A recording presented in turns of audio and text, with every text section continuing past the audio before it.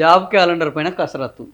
So, తెలంగాణలో మేము job calendar ఇస్తాము అని ఇక రాష్ట్ర ప్రభుత్వం అధికారంలోకి వచ్చింది. జాబ్ క్యాలెండర్ దిక్కులేదు. కానీ ఆంధ్రప్రదేశ్లో దీని మీద కసరత్తు మొదలుపెట్టారు. ఖాళీల వివరాలను సేకరిస్తున్నారు. నేరుగా నియామకాలకు వచ్చే పోస్టుల్లో 99,000 ఖాళీలు ఉన్నాయి. దాదాపుగా 1,00,000.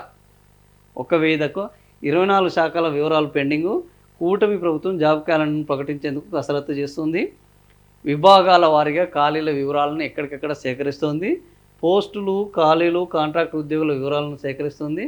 ఆర్థిక శాఖ ఆధ్వర్యంలోని హెచ్ఆర్ఎంఎస్ పోర్టల్ వివరాలు నమోదు చేస్తుంది. ఇది కూడా ఆన్లైన్లోనే. సో, ఆన్లైన్లో నమోదు చేస్తున్నారు. మరికొన్ని ప్రాసెస్లో ఉన్నాయి. ప్రాథమిక సమాచారం మేరకు అన్ని శాఖల్లో 30% వరకు ఖాళీలు ఉన్నాయి. కొన్ని పోస్టులు కాంట్రాక్ట్ ఉద్యోగులు పనిచేస్తున్నారు. 157 విభాగాల్లో మంజూరు. మొత్తానికి ఎన్ని వచ్చే ఖాళీలు 99,000 వరకు ఉంటాయి. 24 విభాగాల ఖాళీల వివరాలను నిర్ధారించలేదు. 21 శాఖల వివరాలు నమోదు ప్రాసెస్లో ఉన్నాయి. సో, ఇవి ఇంకా పెరిగే అవకాశం ఉన్నది. రెవెన్యూలోనే 13,000 ఉద్యోగాలు ఖాళీలో ఉన్నాయి. 7 హెచ్ఓడీలు 4,700 ఖాళీలను నిర్ధారించాయి. మిగిలినవి 2,000. ఉన్నత విద్యాశాఖలో 7,000, పురపాలక శాఖలో 27,000 ఉన్నాయి. దాదాపు 23,000 వరకు నేరుగా నియామకాలు చేపట్టాలి. 27,000లో 23,000 డైరెక్టు, ఇంకో 4,000 అవుట్సోర్సింగు కాంట్రాక్టు. నైపుణ్యాభివృద్ధి శిక్షణలో 4,000 ఉన్నాయి. సో, వ్యవసాయ శాఖలో 3,000, పంచాయతీరాజ్ శాఖలో 26,000, మహిళా శిశు సంక్షేమ శాఖలో 2,400. కొన్ని శాఖల్లో పూర్తి కాలేదు. పాఠశాల విద్యాశాఖతో సహా 24 విభాగాలు మంజూరు పోస్టులు, ఖాళీల వివరాలను. అంటే ఇప్పుడు ఈ పాఠశాల విద్యాశాఖకు ఎవరున్నారు? లోకేష్ మంత్రిగా ఉన్నారు. ఇంకా అందులో కూడా చాలా పెద్ద ఎత్తున వస్తాయా? ఇప్పటికే నింపారా? పాఠశాల విద్యాభవన్ అన్ని ఖాళీలు 30,000 వరకు ఉంటాయి. సో, సంక్షేమ శాఖలో 10,000, ఇవో 40,000, అవో 99,000. దాదాపుగా 1,50,000 ఖాళీలు ఉన్నాయి. సో, ఈ జాబ్ క్యాలెండర్ కనుక విడుదల చేస్తే 1,50,000 ప్రభుత్వ ఉద్యోగాలు వచ్చే అవకాశం ఉన్నది.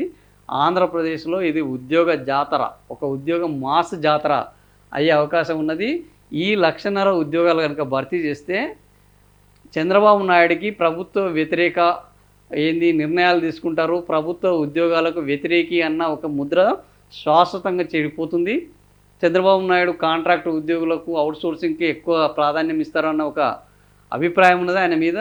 సో, ఇప్పుడు ఈ 1,50,000, ఈ 30,000 విద్యాశాఖలో, 10,000 సంక్షేమ శాఖలో ఇప్పటికీ నిర్ధారించినవి 99,000.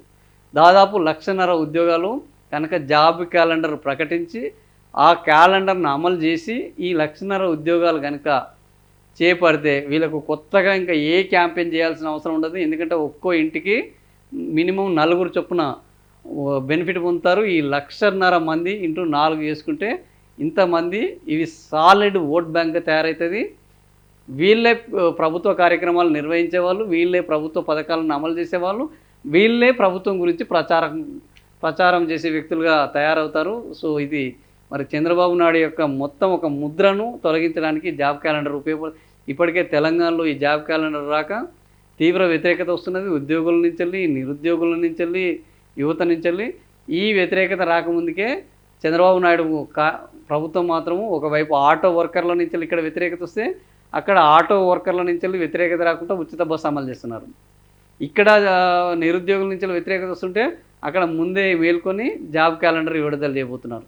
సో, ఇట్లాంటి కార్యక్రమాలు చేయడం వల్ల చంద్రబాబు నాయుడు గతంలో ఉన్న ముద్రను తొలగించుకొని శాశ్వత ప్రాతిపదికన ఈ ప్రభుత్వ ఉద్యోగుల వెల్ఫేర్కు అనుకూలమైన వ్యక్తిగా, నాయకునిగా పేరు పొందే అవకాశం ఉంది. ఏం చేస్తారో చూద్దాం. ఇది ఓన్లీ ప్రకటనలకైనా లేదా అమల్లోకి వస్తుందా అనేది.